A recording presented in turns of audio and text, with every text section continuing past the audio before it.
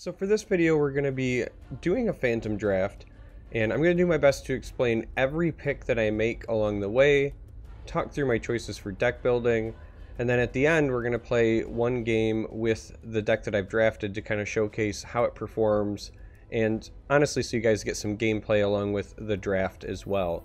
Now, just as a forewarning, as I'm recording this, it's as I'm getting over being very sick, very ill, so there is a chance that there will be, actually there's a certainty that there will be coughing at times. I apologize. I'm going to do my best to try to mute myself as the coughing comes up, because it happens when I'm taking deep breaths and so on and so forth. But yeah, here we go. We're going to dive right in, spend our event ticket, and start the draft. Well, man, if there was ever a time that I wished this was a keeper draft and not necessarily a phantom draft, it's now, because I don't own Axe yet, and Axe is a fantastic pick here. So usually in my first pack, I try to not pick a hero with my first pick. Usually my first pack, sometimes two packs, at least first pack and a half, I just try to focus on taking whatever the best cards are available at that pick. The reason is because that early on it's hard to just go hard into a color, right? You don't want to pigeonhole yourself into like, well, I started with, picking green cards for my first two picks, and now that means I'm playing green, and then if nothing green shows up after that, but you just kept taking green cards anyway, you could really diminish the quality of your pool. So usually what I do is I just take the best cards available regardless of color, right? That means even going 4 colors deep for like the first pack and a half, roughly, sometimes first 2 packs. And then after that, I kind of reassess and say, okay, what do I have the most of? And then I start focusing on my colors. Since I'm doing that, I typically don't want to take a hero early because I want to focus on quality of card. But again, this is a rare exception. Axe is one of the best heroes in the game, is fantastic in draft, so we're taking Axe. I know that was a long-winded explanation for basically an auto pick card, but I just wanted to stress that just because I'm taking Axe here, it does not mean that I first pick heroes in the first pack often. So looking at the rest of these cards, I don't usually take items early, kind of fill those out as the draft goes on. I try to focus on high impact cards early on, and we don't have a good second choice here. Ultra the Moon isn't bad. Rebel Decoys are certainly playable. Red Mist Pillager can help you win by killing the Ancient. So in my opinion, as I look through these, because almost none of these are like that great, the next choice kind of comes down to Mad Moon, Red Mist Pillager, or Tyler Estate Censor. And of these three, I like the Pillager the most. Mostly, there's the cough, mostly because Red Mist Pillager is the kind of card that sometimes if you've already won a lane, the enemy or the opponent might try passing in that lane so that they can get initiative on a more important or a more contested lane. Playing Red Mist Pillager forces them to respond, and so you can even though this doesn't say get initiative, you can kind of steal initiative sometimes with this card. I'm a big fan of it in that regard. So I think we're going to go ahead and take these two here. All right. So the hero is grayed out. You're only allowed to take 1 hero per pack. So once you have selected a hero, you can't pick anymore. And that's why, again, you don't normally first pick a hero, because if somebody passes you a better hero, you want to have the option to take it. But Axe is first pickable all day, every day. So now we're looking for the best cards in the pack. Martyrs are playable, but aren't super great. I could say the same thing about these. This is a very like niche card. So now we're kind of down here, right? I like Divine Purpose. It's good as a one of. I actually really like Red Mist Maul, but again, I don't like taking my items this early. Caught Unprepared is a card I actually think is better in Constructed than it is in Limited and Draft. And the reason for that is because in Draft, everybody starts by building their item deck with 3 cloaks that are really cheap and easy to buy. It's very unlikely that they, you know, after the first or second round are ever going to not have an item. So actually getting value out of this is difficult. So we have to decide, do we want to just take the Red Mist Maul because everything else is lackluster, or do we want to take a Vul Martyr just because it's a body? It's kind of a tough call. Rend Armor, okay. Man, this pack, not great. I'm not going to lie. I mean, we're going to take the Purpose because it's the only thing that's, like, super usable here. But this pack, not great. I am half tempted to take the Small because I'm a huge fan of the Siege on it. But I think that the Martyr is the better pick. Taking a body is oftentimes good enough. Alright, so now we've got some better picks. Champion of the Ancient, solid pickup here in the rare slot. And then in black, these are all playable. I really like Slay. And then I don't like taking items early, but both of those are entirely playable items as well. So I think we're taking this Champion of the Ancient. The effect on this is pretty nice. It's not like board clear, but if you're losing a lane but not like being outright swarmed, right? Like if you're just slightly behind on a lane, this can sometimes turn the tide if he gets enough cleave picked up. So of these 3, we're definitely taking a black card here as our next pick. This is just isn't good enough. Of these 3, I like Slay the most. Assassin's Apprentice is nice, but Slay is a higher just value card in general. It bails you out more, and in all honesty, you're more likely to see these later on than you are Slays. So we're going to go ahead and take these. Again, first pack here, we're kind of just taking whatever the best cards are available. Here, in terms of best cards, Arm the Rebellion is fantastic. Like, I'm excited to get this late. A lot of times you only need 2 creeps to make this be mega value, and anything more than 2 creeps is fantastic. The fact that we already have Red Mist Pillager, this can sometimes let you just win the Ancient lane, win that race even faster. After this, now it's a bunch of not so great cards. Tyler Estate Center is a solid creep. A 2/8's a good stat line. Enemy Tower has -1 mana. That's a okay effect.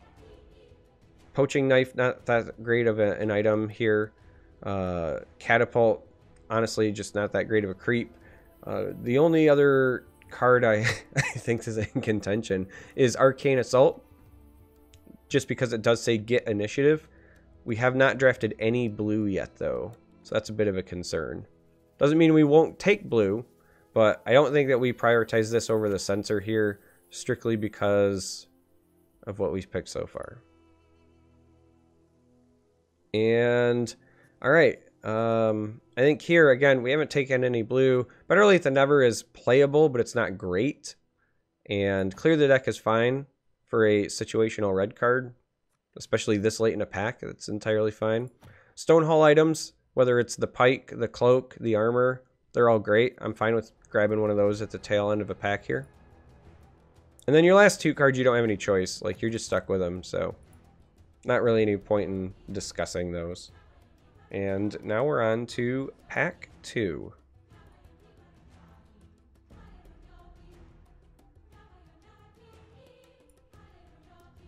All right, so this is not a great pack. I'm not going to lie. Hellbear Crippler, I'm a fan of. Arm the Rebellion, as we know, I'm a fan of. We already have one. Rumesk is another card I'm a big fan of. Golden Ticket can be okay. Skywrath is an okay hero, but we haven't drafted any blue cards, and it's certainly not first pick worthy in that scenario. So we can go ahead and count out Skywrath as the pick. I like Sister of the Veil as well. So we have to decide how heavy we want to go into red, black, and green here. I think we're going to take this Blessing for sure.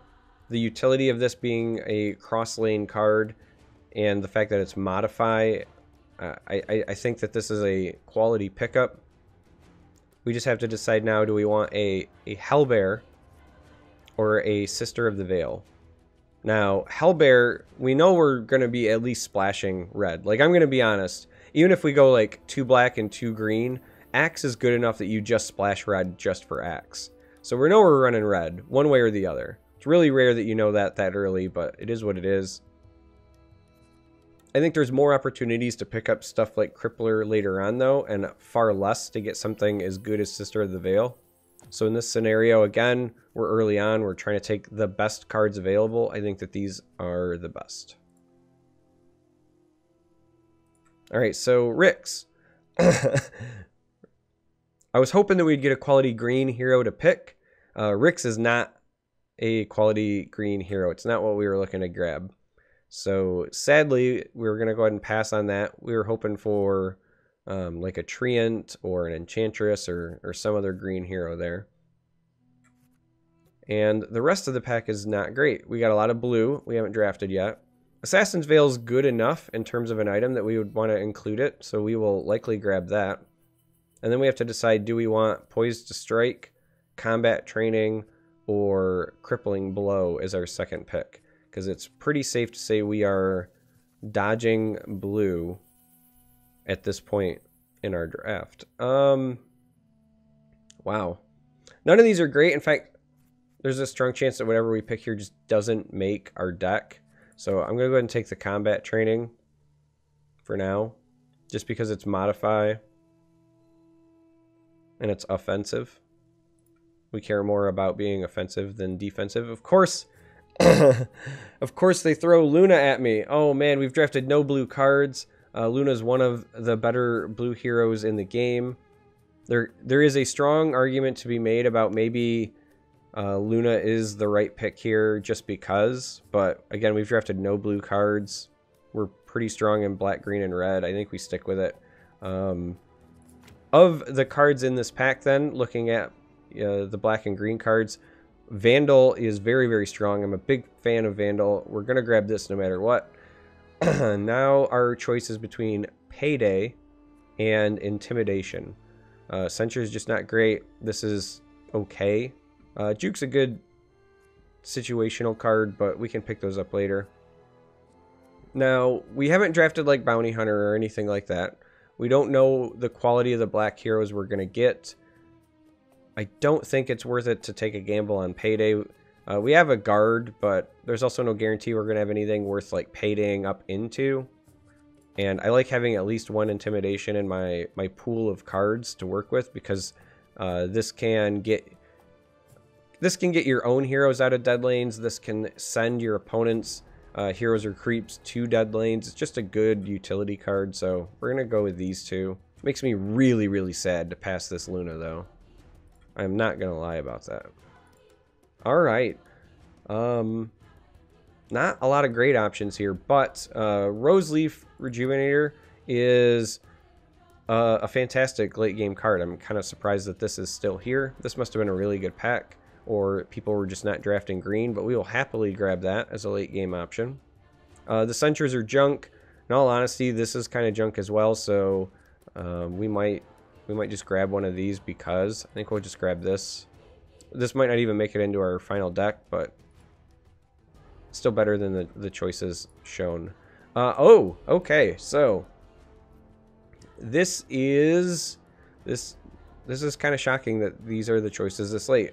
Sven is pretty good in limited.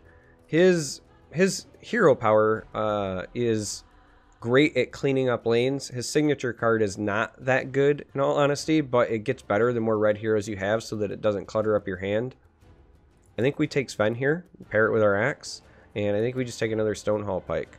Argument to be made about Trebuchet here, because I like Trebuchet. But I think another Stonehall Pike is also acceptable. And again, we're stuck with these, so it is what it is. Oh! Oh, it hurts. We could have had 2 Lunas. It hurts my soul. Man, we're gonna pass up. So if we were playing blue, or if we had taken that previous Luna, then we would Windmill Slam, pick Dimensional Portal, and Luna. These are great blue cards.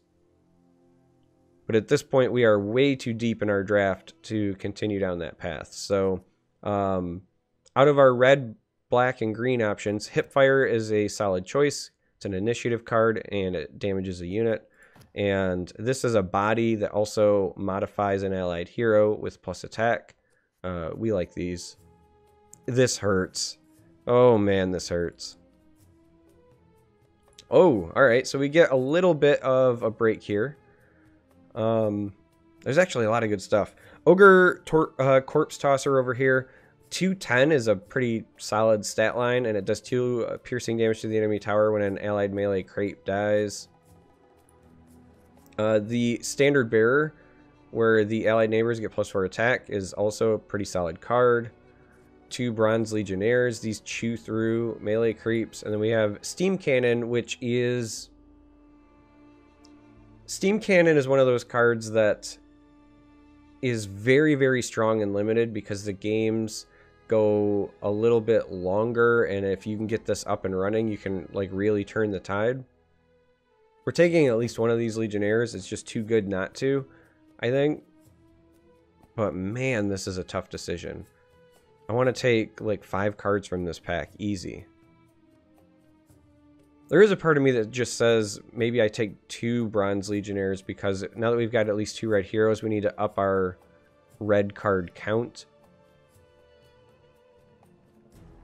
There is a strong chance, because we don't know which way our split is going to go in terms of the other colors, right? We don't know if we're going to be 2 black, 2 green, or, excuse me, 2 black, 1 green, or 2 green, 1 black. But we're likely going to have at least 2 red heroes, so we should really try to prioritize 2 red cards here. Our curve really wants something like Corpse Tosser because we're kind of light on 5s, or the Legionnaire. I think it's just 2 Legionnaires. The Legionnaires are so good, so resilient.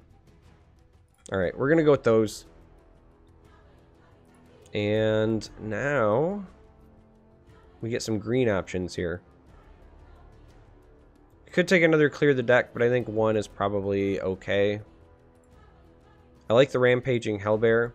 This gets +4 attack after the combat phase, and it's got enough health to survive at least once if it's placed in front of a melee creep. But typically, if you're winning a lane, much like the Red Mist Pillager, this will allow you to like speed up your ability to rush the Ancient. But bodies are bodies. We'll take the body here. And then we just have to decide, do we want 1 Bellow in our pool, even though we don't typically let these make the cut? Or do we want 1 Curse of Atrophy, which, you know, it's not bad. It's not as good as you would think. Like, this is oftentimes like -4 on the board, sometimes -6 if they have 3 heroes, but... Or do we want another clear the deck? Since we're not in blue, we don't really have many like board-wide sweeps or clears. It actually might be worth our time to take a second clear the deck here. That might be our best way to clear through creeps. I mean, we're going to have this Fen, we're going to have the Berserker's Call, but everything's going to be based on hero positioning and things like that. Actually might be worth it to do this. Okay, so a bunch of blue cards and then some items we don't want to run. Alright. Well, in this scenario, I guess we just take these. These might not even make it into our deck, but they are more likely to be playable than the blue cards. We'll take the 1 Rend Armor for utility here. And again, same thing, like we'll just dodge the blue cards. Timber Saw, we were really hoping for a green or a black hero here, because Timber Saw is not likely going to make our deck at this point. Okay, pack 4 is got some interesting stuff. Has got some interesting stuff is the proper way to use English there. Cheating Death is... I know annoying and controversial, but it's a really good card, and we would be kind of a sucker to pass it up here. Dark Seer, however, is not, in my opinion, a good enough green hero. Even though we need green heroes, I don't think it's good enough to warrant taking one, like, proactively here. So we're going to pass on that. Sucker Punch ends up not being a half bad card if we actually run 3 red heroes, but I don't think we have the cards to support running 3 red heroes at the moment. I like the idea of taking another Slay. Slay, again, very, very strong. And it ends up being, I think, the next best card in the pack, so... Since we don't know what our split is going to be like yet, I think we take that. Alright, so in this pack we have our options of... we can take another Slay, but again, we don't want to go, I think, too heavy in black, and we got a lot of other good black stuff. Selfish Cleric is a fantastic body. I think I like taking that. And I'm kind of a big fan of Altar of the Mad Moon because it's a cross-lane card, and so if green ends up being our splash, it might give us more flexibility to have cross-lane cards. This also helps you slow push a lane, which I'm not against. I also am kind of a fan of this Keenfolk musket pickup, though we already have 2 Stonehall Pikes. So it's really, in my opinion, at this point, between Slay and Altar of the Mad Moon.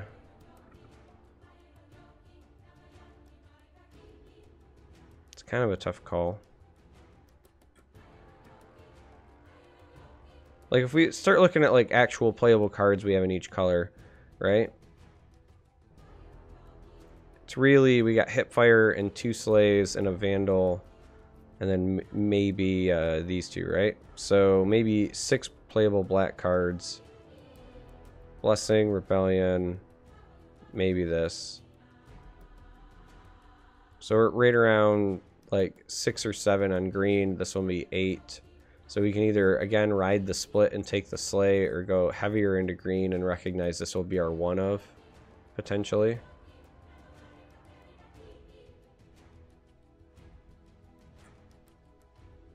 And if black is going to be our one of, then we don't want 3 Slays. So I think that's what we're going to do. Even more so, like with Cheating Death, we want probably green to be our other 2 of, right? So we would probably want a 2-2-1 split because we'll want access to more than just 1 green hero to make use of our Cheating Death. So I think this makes the most sense. All right. Necrophos is an interesting option. Necrophos isn't bad, but we have to ask ourselves, is it going to be better than Debbie? Because now that we're kind of settling into this idea of going 2 red, 2 green, 1 black, we have to ask ourselves, is Necrophos worth it as a solo? And I think the answer is no, because Heartstopper is good if you have more than 1 target to throw it on, but when you always have to use his signature on basically himself, it's very limiting. So I think we pass here. I like the Enough Magic. That's definitely going to be one of our pickups. And honestly, the next best pick here is Coordinated Assault. Again, this might not end up making the deck because we're only going to have the 1 black hero, but it is the next best card in the pack. Wow. Some great choices in green this late. I really like the Blessing and the Steel Strength, but I would also love to pick up a Rebel Decoy at some point. That was some strong choices there. At this point, we're going to take the Trebuchet because we passed the last time, and the Grunt. Again, just best cards left out of that. Wow. 2 playable cards. Bristleback, great red hero. Revtel Signet, great item. And at this point, well, Beastmaster's another good red hero, but we don't need red heroes at this point. We need green heroes and to up our count here. Yeesh. Well, we're gonna take another Blessing and probably this Keenfolk Turret, just because that's a fantastic, even if you have a 1 of on your blacks, that's a fantastic splash inclusion. Grazing Shots could also make the cut, but this is just better. Though It would be nice if we actually had the capacity or the capability to not even run black. I don't think we have the card pool to support it, but that would be nice. What do we have for items? 2 stone halls here. Almost feels like I want to pick those. Arm the Rebellion, I could see an argument for potentially a second one, because this is a very strong card. Hellbear Crippler, I could see an argument for, because we do not have many red cards in all reality at this point. Like, I know down here it says we have 21, but that's because we have 4 red heroes, and it's throwing in their signature cards. So, like, we're definitely not running Whirling Death, and we don't know if we're running Sven or Bristleback at this point. So, upping our red count makes a lot of sense. I think 1 cloak and the Crippler is likely our best option. We're definitely taking Legionnaire. And this is a cross lane card, so it gives us the most flexibility. So I like that. All right. None of these are great. We're going to take the one that says get initiative. And I guess the combat training. And now we are left with basically nothing we're playing.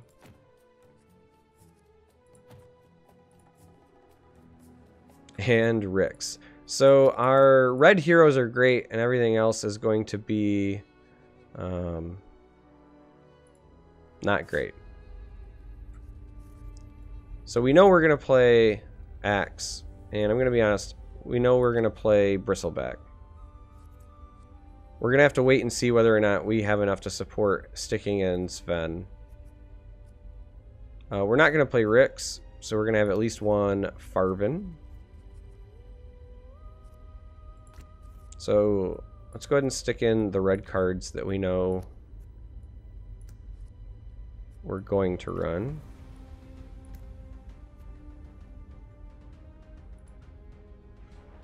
And hop on over to green. Let's put in the cards in green that we know we're going to run.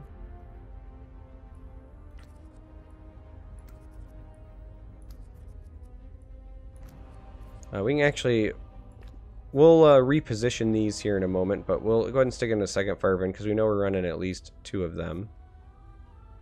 And so now we're at the point where we have 9 cards to fill, but it's really 6 cards because the minute we add another hero, that'll stick in 3, so that'll pop up to 34. We have 6 cards, so we have to decide, do we want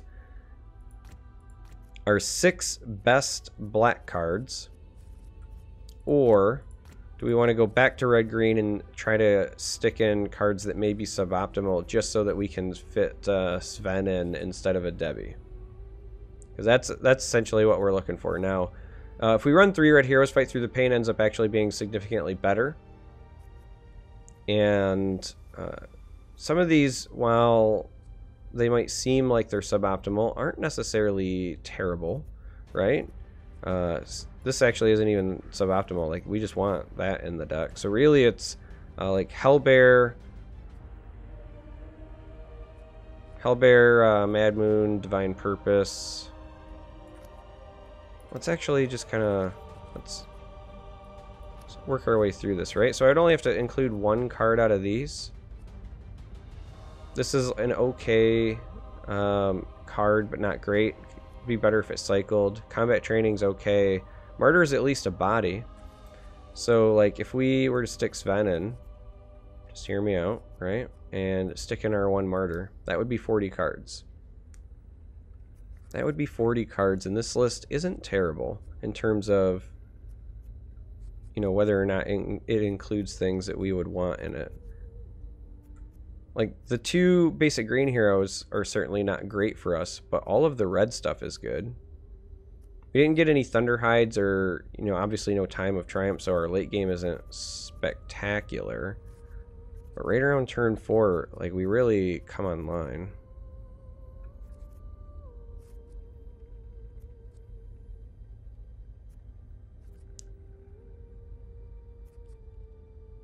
I guess there could be an argument to be made about whether or not we want Bristle on the flop or not, but I think that that's fine. I think we want the bristle and axe on the flop to start generating enough. I think we actually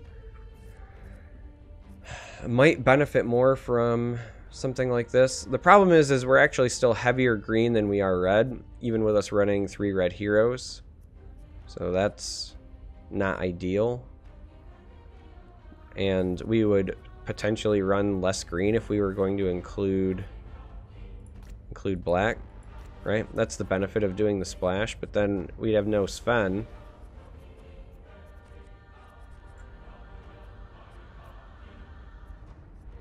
And what do we gain out of that? Not a ton. I mean, the sleighs are nice, but it would depend on our one. Like, Slay is one of those cards I think that just performs much better if you have more black heroes. So I don't think it warrants it. I think we're gonna go with this. So now we gotta fill out our items. The pikes are definitely included. And let's go over here. I like the signet. I like the cloak. Because we have bristleback, I like the veil. I like these. And at that point, right, because we've got a couple of items, I usually like to include at least one armor card. I mean, maybe leather armor is fine. I usually enjoy short swords too. I don't like these as my only 2 weapons, I'm not gonna lie.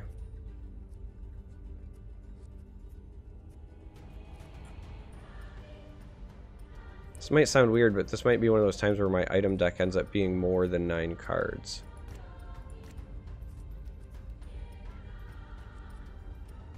Or maybe we just cut a cloak because we have the signet ring.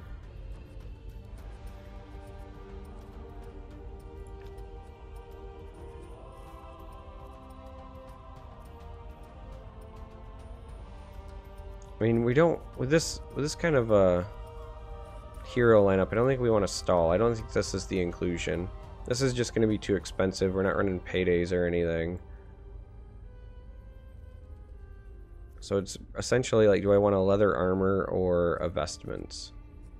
Because I do want to include at least one armor card, I think. Maybe I don't. Maybe I just want to slap on. I mean, bristleback just needs kills to get armor, and axe already has armor. These grant armor to things near him. Maybe I don't run armor with this hero lineup. Maybe it's another short sword. I think offense might be at a greater premium for us here.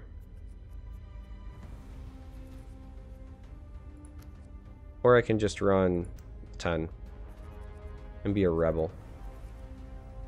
I think that's what we're going to do. We're going to run 10. We're going to be wild. We're going to go against the grain.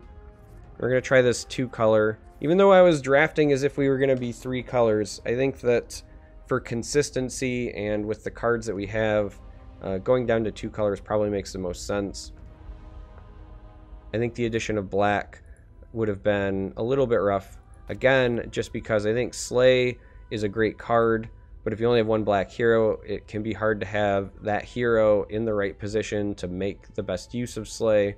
Kind of the same thing with Hipfire. So a lot of these were going to be dependent on, I think, a better presence. If Hipfire, for example, was pick off, and maybe we had more, like, you know, cards like Keenfolk Turret that were cross lane, might be worth it to stick in black for our splash, but given the pool that we have, I don't think that was the right move. So we're going to register this, and we're going to jump into a game. Deck registered. Let's find a game. Alright. So here we are, diving into our game. Looks like our opponent is on a dual-colored red-black draft, and they got some good heroes in the mix. Mazzy can be annoying to deal with. They also have a Phantom Assassin, and they have a Sorla Khan. So their black heroes are very, very strong. Tidehunter with a 3 red get up means it's going to be really hard to get initiative from our opponent. We'll have to keep that in mind as well. This could be interesting. If they did not draft many cards that clear, like clear the deck, for example, we might be able to just overpower them with creeps in terms of utilizing our Rumenesque Blessing. I don't know why. Every time I say this card, I want to say Rumenesque, not Rumesque.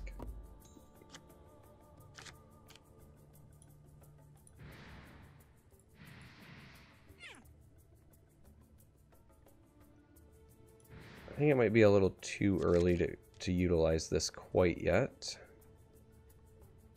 So we'll let this go. Placement didn't really do us a whole lot of favors here, because as we want to play creeps in any of these lanes, we're going to be stuck placing them in front of heroes. This gave us a little bit of a help. I am half tempted, if I'm being honest, to actually play the Blessing here, because a grazing shot would be enough to make this go not great for us. That's a legitimate consideration. 15 What seconds are the remaining. chances that we think they have a grazing shot this early? That's what we have to ask ourselves. We're gonna say no. We're gonna say no. And hope that we're correct. Because we want to win this. Not only because Phantom Assassin is annoying, but the faster Bristleback starts getting his Barroom Brawler passive online, the better off we are. And a lot of times, in my experience, if Bristleback wins a lane, the enemy will just abandon that lane, like incredibly early. They will just outright give up on it. So, Bristleback does take on Phantom Assassin and survive. And we'll take a cloak, and I guess we'll proactively buy this. Yeah. It might be worth it to redeploy that Bristleback, depending on how things go. So, Farvin number 2 is unfortunately stuck going into this first lane. With us only having 2 green heroes, we do not want to double dip, have them both in the same one. And the downside is, I'm pretty sure our opponent knows that. They play the Sorla in the position we would expect them to.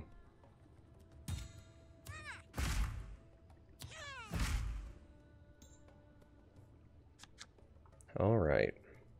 Clear the deck doesn't do a whole lot for us here. Nasal Goo could be good. Again, Bristleback looks like he's just solo winning that lane, so that's great. Over here, what are we looking to play? Maybe Vanguard to keep this creep alive. 15 seconds maybe remaining. Cloak there. We're just trying to think ahead a bit. Let's go ahead and drop the Nasal Goo here. No point in not doing so.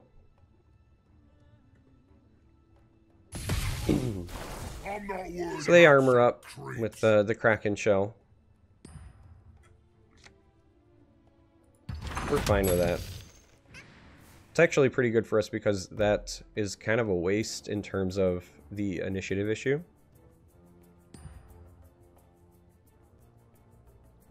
And yeah, I think we're gonna go ahead and drop this so that this survives, takes this out.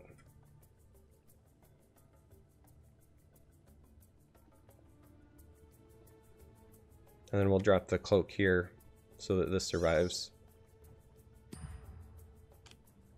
At least for another round. Come at a better time. We would like these to trade even if possible. Alright. And Bristle, just getting it done. Getting right in there. We'll gladly take another cloak. Curious to see if they actually deploy over here now or not. Artsven comes down here. We're basically going to leave Bristle on an island until they answer him. think that's the best path to take.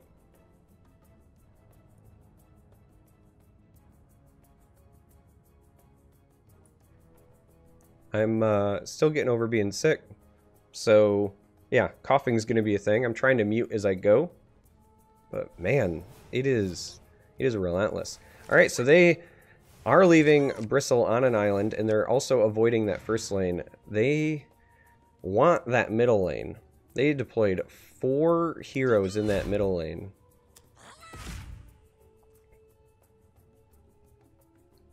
Like, I'm not even angry. I'm just impressed. Ready to kill.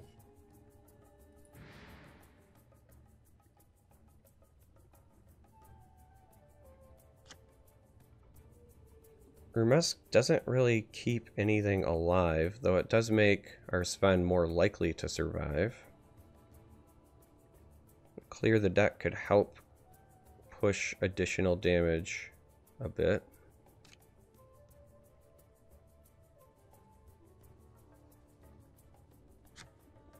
Again, just trying to think ahead here on whether or not I want to use this Rumesk. 5 seconds remaining. I think the answer is no. It's kind of a tough call there, but I think the answer is no. I wish we had more to develop here. The faster we can push this lane down, the better off we'll be. Because if they're going all in here, that's working out well for us. Now, moving a unit to another random lane has a lot of attractiveness at the moment. But we're going to stall for a bit and wait and see what they got. They bought at least 1 item. We can see that.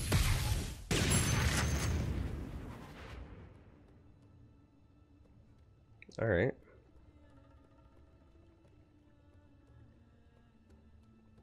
Not much we can do about that. I won't stop fighting. Clear the deck doesn't really do much for us. And it's the only other thing we can develop. So sadly, we're going to take a lot of damage here.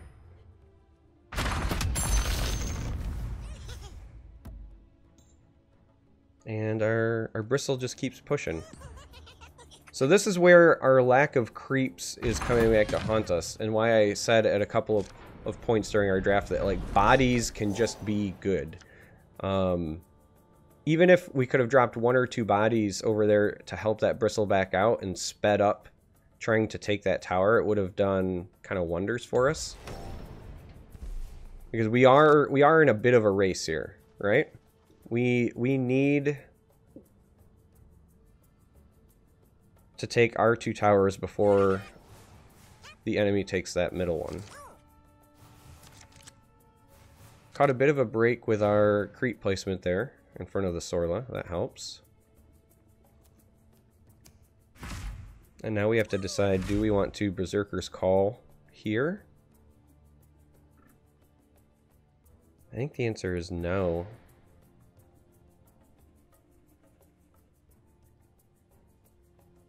I think we actually want to play the Blessing over here to buy us some more time, if possible.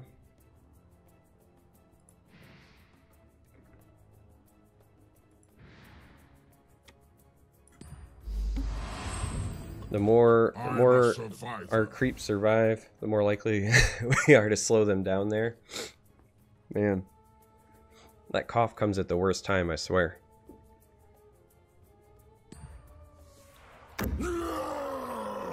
Ogre Conscript is interesting. Actually gonna start pushing some damage over here.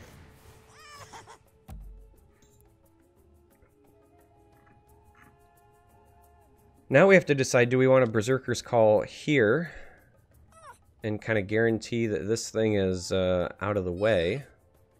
Or do we just risk our Sven dying to throw God Strength on it? I feel like God Strength's going here so that we can speed that up. Berserker's Call is probably best saved for over here. 15 seconds remaining. This is again one of those tough calls. I think right now we pass because we're still currently taking out the Phantom Assassin. Waiting wait and see what they do. Again, clear the deck does nothing for us. I think we still pass. You won't feel a thing. Oh, they've got the coup. Okay. Fair enough. They're going hard on our middle lane.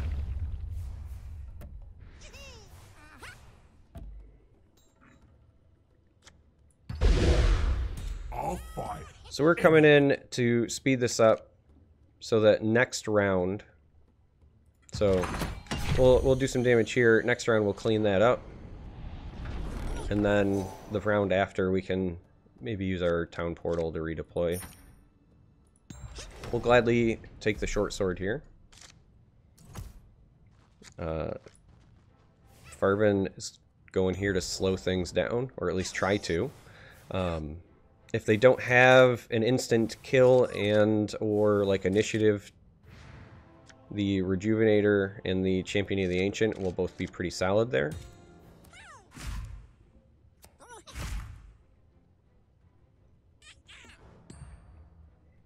Alright, so they're going to go ahead and use a golden ticket.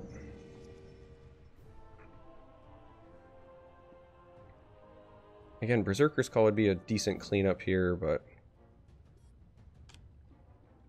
if we use this, we go down to 3 and then go back up to 5, and then we can use Cheating Death over here. That feels like the best course of action for us, all things considered. The jungle itself gives me strength. Because we do want to have the Cheating Death over there now that we have a Farvin active. The more things that survive, the better off we'll be. It takes a lot to kill me. We're safe now.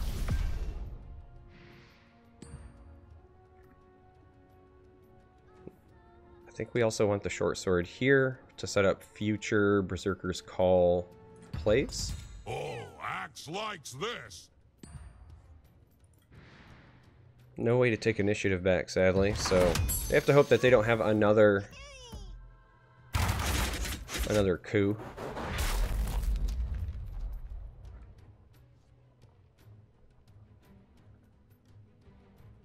Could also just use the Ravage here, but sadly there is nothing that we can really do about that. We just have to take it.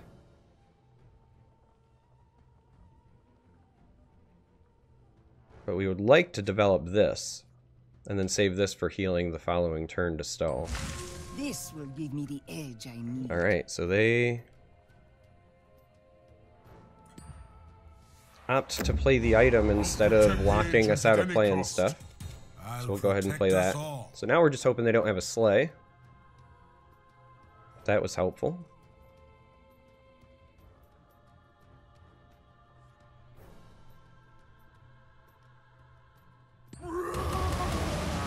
So there is the Ravage. This was a coin flip. These were all going to be stunned no matter what, because it does it based on enemy neighbors. But all our stuff is slated to survive except for potentially this. Interesting. Takes out our Farvin on that side. Bit of a bummer, but we cared far more about the axe on that side anyway.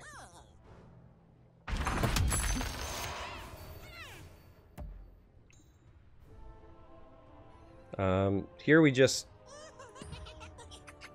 take this tower and then we can reposition our bristleback next round.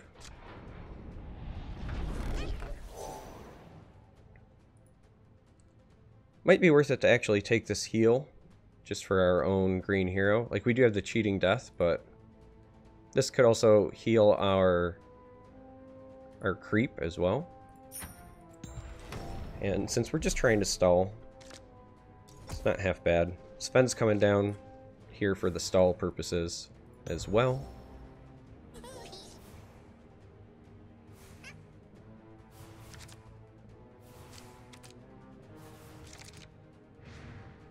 Sven's got a lot of health now. Helps out quite a bit. We're gonna go ahead and try to clear this out. So we get rid of the Keef. Now the downside is we'll have to deal with that Keef in the middle lane if we don't close out the game before then. But we're gonna get 13 in here and then potentially 13 in the following round, so all should be fine. I think we save our Legionnaires for the next lane. So yeah, we just let this go. We can win this thing. So this thing obviously not helping us out a ton.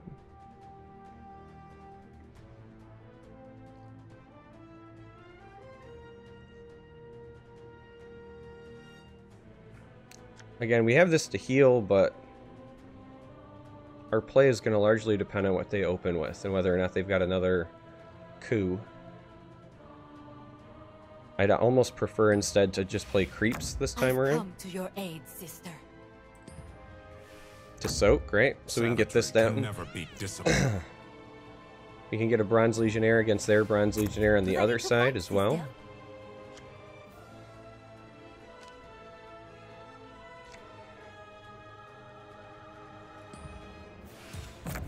Savagery can never beat discipline.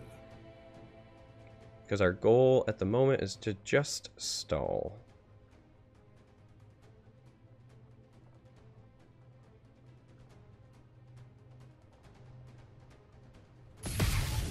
This thing is getting ridiculous. Now we could also soak a little bit more with the Vanguard, but I actually really like the Rumesk here. I won't be hunted.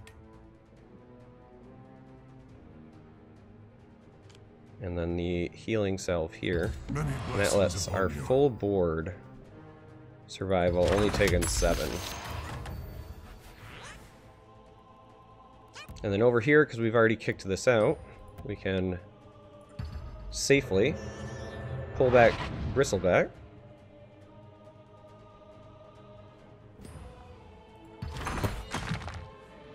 And the reason that we want to use Bristleback is to, again, stall out that middle lane, but we should win long before that. We'll make some buys. Because we already have this tower down, and they don't have any heroes they can deploy over here. So with our Farben going down and then Bristle going mid, like, Bristle was just insurance, but they don't have the ability to play cards in this first lane. Farben coming down meant we could intimidate anything that landed in front of Axe, so we were pretty likely to get our lethal in. And it looks like that is the case. So, hooray! A little bit clunky, a little bit awkward, but there you have it. We drafted a deck, we got a victory. Hopefully this kind of helped you see what the draft process is like, and then also kind of see how that draft process comes to life throughout a game. I will say, you know, if I was trying to point out an ideal draft, ending up with the green basic heroes, not the greatest. I wish we had more creeps. Like I said, when that Bristleback is by himself, because people do often just abandon the lane after losing to Bristleback, it's very, very easy to kind of like speed rush a tower and then redeploy him. I wish I had a couple of bodies that we could have thrown into that lane to speed things up. I wish we had a little bit more late game. Thunderhide pack, you know, Time of Triumph. Who doesn't want that? But overall, I think this still showed, again, what the thought process was like for the draft, and then how that comes to life when you're playing the game, and how you can kind of adapt and modify your strategy as a result. So anyway, if you made it this far, thanks for watching. I really appreciate it. And I hope to catch you next time.